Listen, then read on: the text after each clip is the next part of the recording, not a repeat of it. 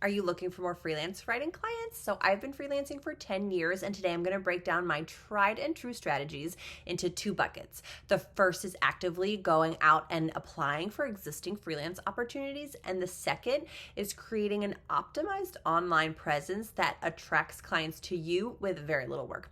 I'm so excited to share these with you. Let's get started. So the first strategy is to really cast a wide net for new writing clients. And this really applies to new writers or more established writers who just need to fill some availability in your calendars. So my favorite spot to do this is on LinkedIn. There's a lot of behind the scenes hiring that happens on LinkedIn that doesn't have anything to do with job postings. So my favorite strategy, I know some other writers do this as well, is to go to the search bar and put in phrases that are relevant to your services. Maybe like looking for freelance writer, looking for content writer, copywriter, whatever is specific to you. And then you want to filter by posts and then filter again by the past 24 hours or the past week. And this gives all the most relevant posts of people who are just posting within their network that they're looking for freelance clients or a freelance writer.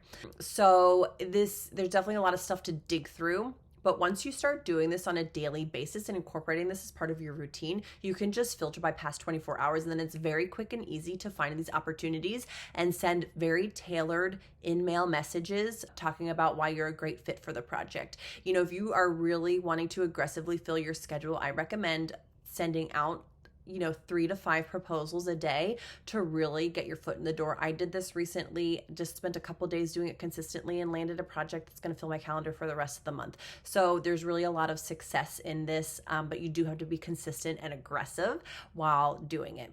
All right, next, let's talk about freelancing platforms and job boards. So it's kind of the Wild West out there. It takes a lot of discernment to find quality jobs and well-paying freelance writing work there, but there could be a lot of gems in there. So I started off my freelancing career on Upwork when it was called Odesk, like back in the day. And so it really takes some digging. Again, like I think those daily scrolls to find the right opportunities and quickly jump in on them is really crucial to being successful. I recently went back on there. I have a profile and established work history on there. And I recently went on just to see what kind of stuff was available. I was actually really surprised. Like I found a quality client on there who's really like pays well, established company with like cool stuff going on in my niche that like I onboarded pretty quickly. So there's definitely opportunity there. Other sources to look at are for some of the higher quality job boards, places like Peak Freelance, Media Bistro. Check large media companies and digital publishers. They often list contract or freelance positions on their job boards. So those are worth kind of scrolling maybe once or twice a week. If there's a large magazine, whether it's print or digital, that you love, chances are they're owned by a large company that has multiple brands. And so that's like a great resource. Even though if they do a print magazine, they probably also have online content that they need a lot more of and like hire freelancers to get that work done. I talk a lot more about different types of clients and how to find them in my ebook, The Fully Booked Freelance Writer. So you can grab that on the link in the description below to go into more detail on how to find these different types of clients, which is also great for just diversifying your income and making sure if one industry is hit by some kind of economic tailwinds, then maybe you have a different type of brands like monetization strategy that's not going to be hit as hard. My last strategy for finding freelance clients is to bring in inbound leads. So these are prospective clients who reach out to you directly and you don't really have to go after and find them. So you don't actually need a huge online presence to make this work. You don't need to post daily on social media, but I do recommend two strategies. So the first is to work on getting your byline into reputable publications.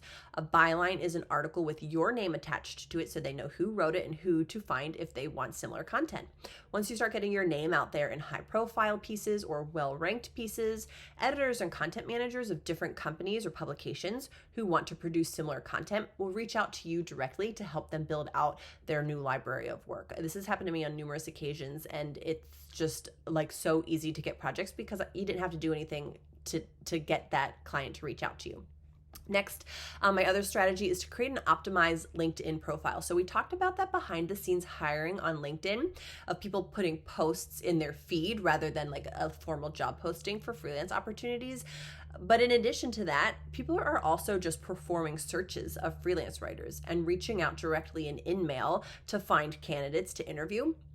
So in order to appear in those searches, you need to optimize your profile, your about section, your services, and using keywords that your ideal client is looking for. So this is going to include industries and topics you cover, but also the types of content you create. Maybe it's white papers, ebooks, blog posts, infographics, all of that helps to really optimize your profile and appear in searches for different types of clients.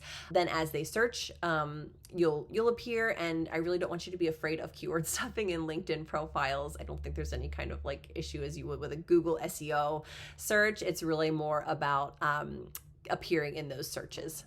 All right, I hope these strategies are helpful in developing your book of freelance clients and leads that are coming in that you attract, as well as go out and get on your own. Once you start connecting with potential clients, it's really important to successfully negotiate a rate that works for you. Watch this next video to make sure you're charging enough.